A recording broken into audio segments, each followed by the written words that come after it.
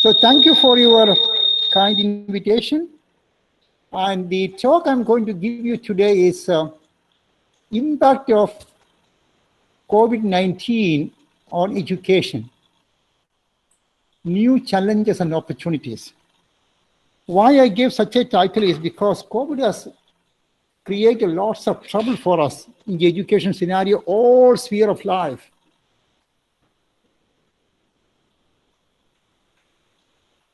Therefore, I decided to give a talk on impact of COVID-19 on education.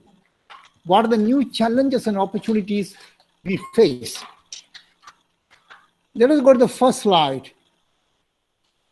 We all know that the COVID pandemic affected worldwide, and many countries are still under lockdown. In India, we partially opened, but if you look at the universities and colleges, students are at home and faculties teach online. If you look at my first slide, you can see that the countries which were closed due to lockdown, countrywide school closure, you can see this color. And you can also see localized school closure. See, these are the countries where localized school closure. And you can also see very few places in the world where no school closures. In some places, we have no data. So if you look at this picture, you will see that large number of countries, educational institutes are closed because of COVID-19. If you look at the right-hand side of the slide, of the slide, you can see the number of people affected in million due to COVID. India, you can see the number of people affected is the highest. 1,380 million people are affected in India. In China, 760 million people are affected. I have listed many countries: United States, Bangladesh, Russia, Philippines. So large number of countries where millions of people are affected by COVID-19. Let us go to the next slide. We have a very interesting slide where it indicates the staggering impact on global education. Number of learners impacted by national school closures. Many countries, schools were closed. I have a beautiful slide. You can see the dynamics from February towards the end of March. If you look at the data, this is from statistics I have collected from UNESCO. If you look at the March 23 data, 1.38 billion learners are impacted by coronavirus. 1.38 billion. If you look at the right-hand side of the graph, of the picture of the slide, you can see that the number of kids out of school in millions. If you look at China, 233 million children are away from school because the kindergartens are closed, schools are closed. Followed by Japan, followed by Iran, followed by Italy, Iraq, North Korea, Lebanon. So in summary, what I want to say is schools are closed, universities are closed, colleges are closed. So there is a big trouble in the whole education system. So how can we come out of this? To give a global picture, I wanted to give you the dynamics of the education process, the whole dynamics. If you look at the dynamics of the education system, we have kindergarten, we have schools, large number of kindergartens are closed. School, colleges, and universities are closed. Exams have been postponed, rescheduled. If you look at Mahatma Gandhi University, many of our exams were postponed. Now we are sort of finishing all our bachelor level and master level examinations. But the campus, we have postponed many examinations. Some of the examinations have been rescheduled worldwide. There's a huge disruption in education system. And if you look at my next slide, so I wanted to show you a global picture of education, how the education system evolved over a period of time. If you look at the ancient Gurukula system, where you have a master and a few students. In India, if you trace the Indian history, you can see we have a beautiful Gurukula system. Afterwards, we have the university system. You have a teacher with a large number of students. Then we started the distance mode education, where a large number of students could be taken care of, distance mode. We had a very active distance mode education, Mahatma Gandhi University. Some of the Indian universities have very, very good distance mode education. Look at the Indira Gandhi Open University. Followed by online education. Online education is different mode. In situ online. You can record things and then students can see, attend the classes. So the different ways we have online education. So because of Corona, as I told you, education system is very much badly affected. So what we can do? Admission to colleges and universities and schools could be online. So MGU has an online system now. Students can apply online. And we are also going to make our system around the year. Around the year, what I mean is a master student or a bachelor student who wants to join us, he or she can apply around the year. We will put a cutoff date. So we are going to make some change in our system. Around the year, students can apply. We have a cutoff date. Many universities abroad, they have around the year system. They have a deadline. We are also going to have online entrance examination evaluation, online examination, because when you select students, university campuses, we have online examination, entrance examination. Evaluation, online evaluation, online lecture series, online examination. This will definitely make the process faster. If you look at the CUSAT has conducted all the examinations of the university campus online. I had a discussion with CUSAT Vice Chancellor. He said it was a very successful way they performed. They made use of the Moodle platform and they've successfully conducted all the exams online. So what are the various possibilities of online education? Can you all see my slide? Can you all see my slide? Yes, sir. Yes, sir. Very Okay. good. Clear. So there are various possibilities of online. Yes, sir. One is fully online mode. So this is what we are doing during COVID. Fully online. 100% online. All my teachers actually give fully online classes. Students are sitting in different parts of the world. Some of the students have gone abroad. Some of the students are in high range. Some students are actually outside Kerala. So they are in different distance mode and they are actually attending the classes. Fully online mode. Now we have adopted. Fully online mode for short-term courses. You know, after COVID, we have a plan to start online program. You see, a master student studying at the campus can have a regular offline class, but at the same time, he or she can register for online short-term courses. So post-COVID, definitely we will give lots of short-term online courses. Therefore, the students could be skilled in a very good way. Another method is blended mode. Probably some of you know that University Grants Commission says education should be blended mode. 70% offline and 30% online. That means 70% of credit You can have the conventional mode of teaching, face-to-face. And 30% you can take from Swayam platform or UGC or anywhere in the world. Probably University Grants Commission will give you some sort of ranking. Universities within 500 ranking, you can take classes. Some of the universities give free courses and you can get credit.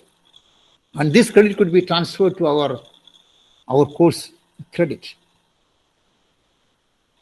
Attending courses of foreign universities. What I mean is a student doing MA in economics in MGU will be able to take a few courses of London School of Economics.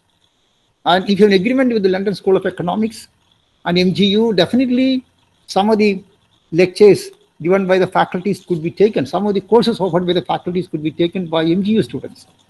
Then MGU student can say, I have a master from Mahatma Gandhi University, but I have taken 2 credits from London School of Economics. So such possibilities are there called credit transfer.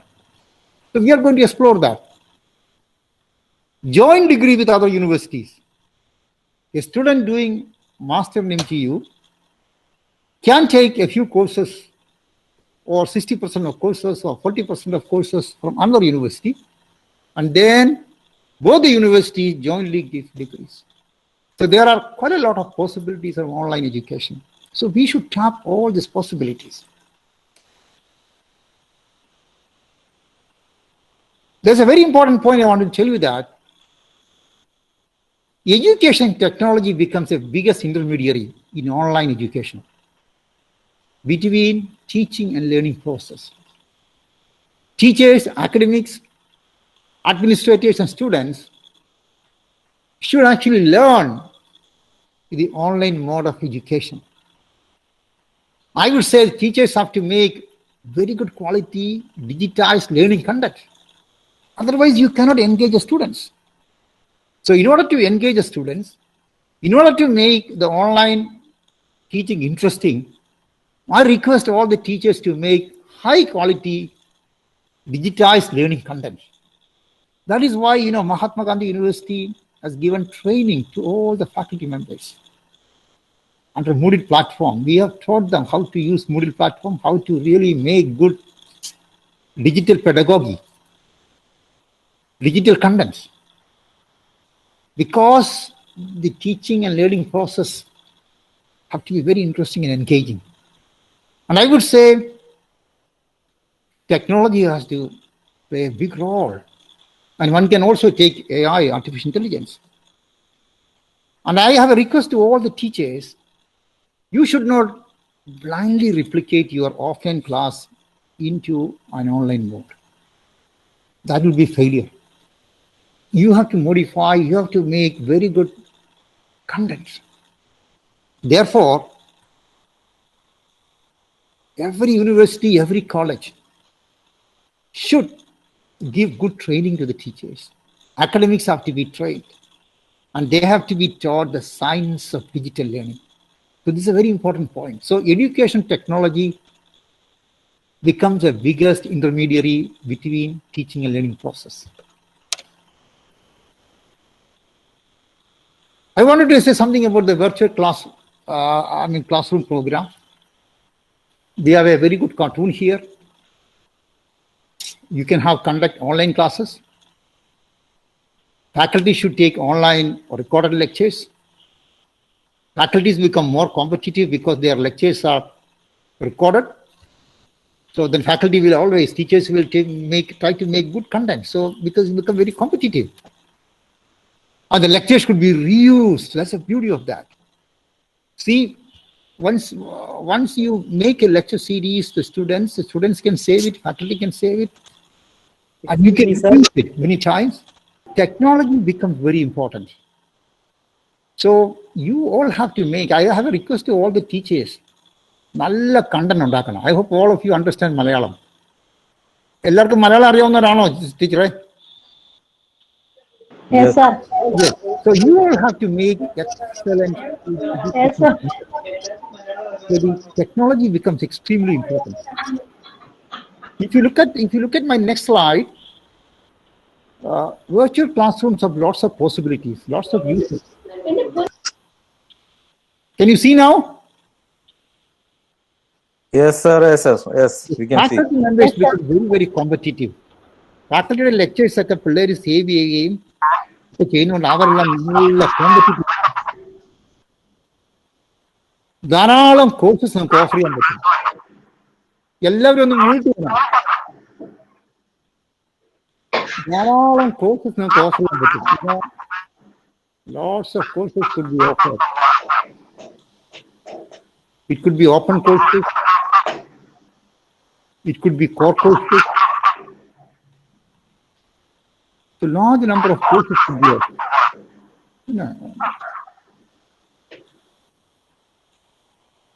Learning through mobile app.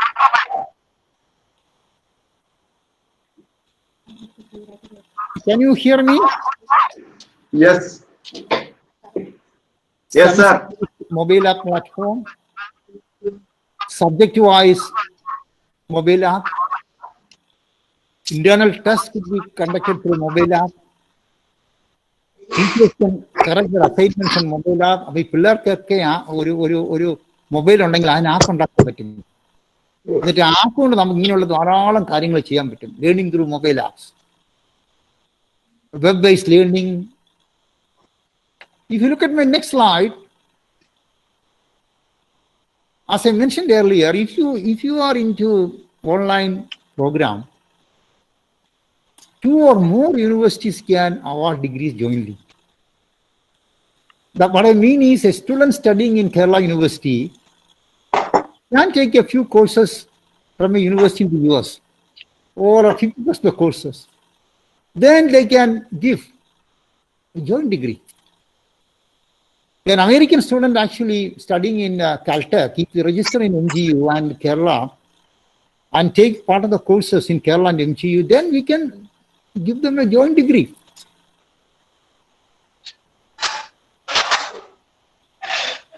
And all this program, I request the faculty members, the whole syllabi should be outcome-based.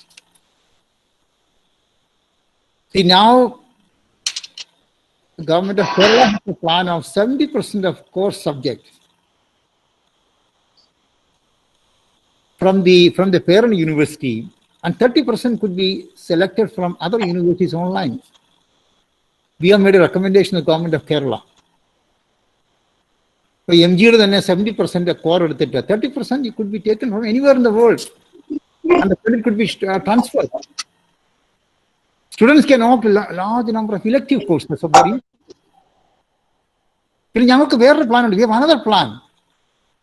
Even semester, online examination. Odd semester, offline examination. We have a plan. We have proposed the government. Even semester like a online examination are the one faster result to declare here. It could be multiple choice type of question, but all semester like a conventional mode follow here. Even faculty recruitment, we should make it online. Probably the next selection process, MGU is going to start online recruitment of faculties. We will a teacher sitting in the US could be selected on online interview. Industrial experts could be made use of, for lecturing. An industrial expert sitting in Delhi can give a few lectures for the MGU students in Kottayam. So we are making it mandatory that every program there should be adjunct faculty. It could be from industry. Our industrial participation is easy online because they need not come to the campus. They can give lectures from their industrial center. Online library facilities. Students can refer to books. I have made again a recommendation to the government of Kerala that the whole libraries of Kerala, the universities, libraries of Kerala, Cochin, MGU, Kerala University, Calcutta University, Kannur University, all the universities' library could be open to the students.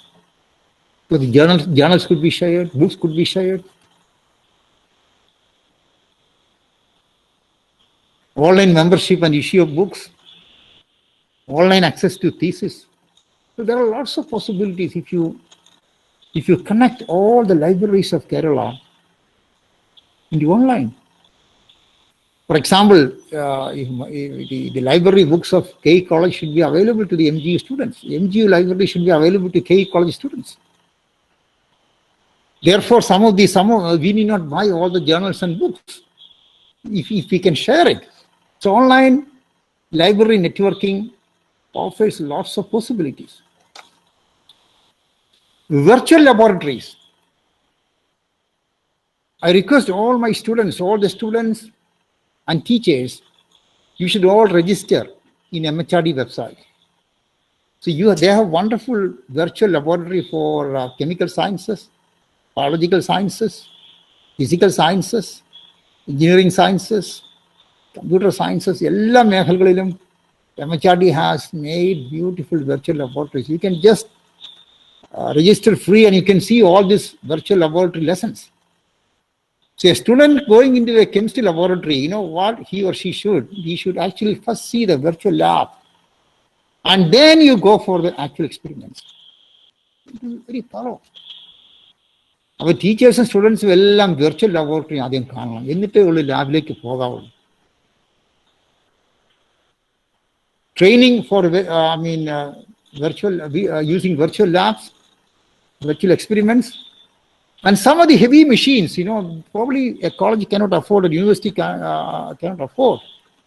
In such cases, you can give online training. For example, synchrotron radiation studies or high resolution electron microscopy. A college cannot afford to do that, but students can get training online, virtual laboratories. So faculty members and students should make use of the virtual laboratories classes offered by MHRD. Continuous daily evaluation of laboratory experiments. So we made it a rule in the campus. We will not conduct any more experiments, semester examinations for laboratories. We have already asked the teachers to evaluate them on a daily basis, a regular basis. If you do an experiment today, you get a grade. The next practical, you get another grade. So we will not conduct any practical examination. Instead, we will evaluate the student on a daily basis. So we have to stop all the semester exam for labs, evaluate them daily. Students become more serious, teachers become serious. So this probably we will implement in colleges also in the coming years. Online thesis defense, we have introduced. 3 days back, I had a student. She's actually in Chennai. She's in a hotspot. The examiner was in Trivandrum, and I sat here. So we conducted a beautiful PhD defense. So all our pending PhD defenses have been sort of getting over now online. So we can save time, we can save money. PhD students can defend their thesis online. Jury can join for their respective places. Audience can be invited by sharing links. So this is a tremendous possibility. Otherwise, we have to wait for the time. Suppose the examiners will be very busy. They cannot find time to come to the campus. But I wanted to tell you one important point. While doing all this, we have to be extremely careful in terms of inclusiveness, in terms of social justice, because there are lots of students who are not able to have a smartphone. Lots of students, they are not able to afford laptop, tab. In such situation, the government should support, universities should support, colleges should support the students, providing free access to study materials. They should be given free laptops, they should be given smartphones, tabs, they should be given free net connections. That is extremely important. So we have to really take care of this aspect. Those who are not able to afford to buy a laptop, to buy a mobile, lots of students, they have no access to internet. Such situations, governments, colleges, universities should support the students, particularly marginalized students. That's a very important point we have to Take care. We all know that online education has drawbacks. One of the main drawbacks is social isolation process. See, when you attend an online lecture, students are sitting in different places. They don't see their friends. So they are sort of isolated. Teachers are sitting in their room or at home. They don't see their friends. So students and teachers are isolated. That's a problem. You cannot go to the campus. When you go to the campus, you attain lots of skills. You meet your friends, you interact with many people. How do you solve it? I suggest a few points. One is you have to have a lot of peer-peer group discussion. A faculty giving a lecture should see that the students, they discuss. Of course, they're sitting in different places. So you have to introduce methodologies to have lots of discussion among students. Group assignment you have to give them. Then they will discuss together and discuss and do the assignments. Of course, teachers also have to have interaction. Teachers should interact. So there should be lots of teacher-teacher chatting. So this way we can avoid the social isolation problem. Another issue of e-learning is, you really lack face-to-face interactions.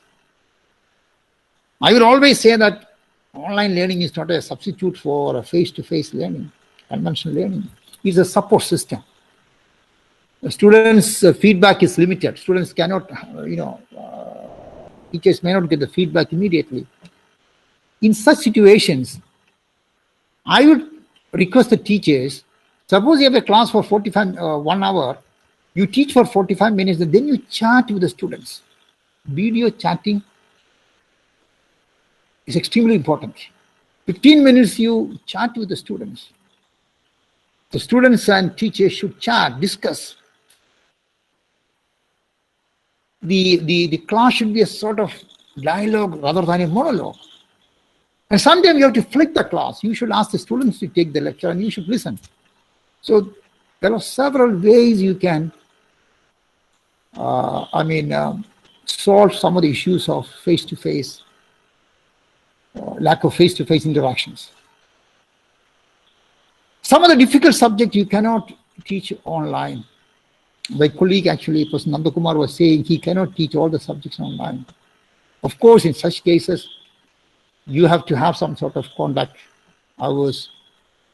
You have to have interaction with the teacher and student, face-to-face. Lack of communication skills, that is also one of the drawbacks of online education. You are not able to communicate with your fellow beings, with your teachers. So how do you solve it?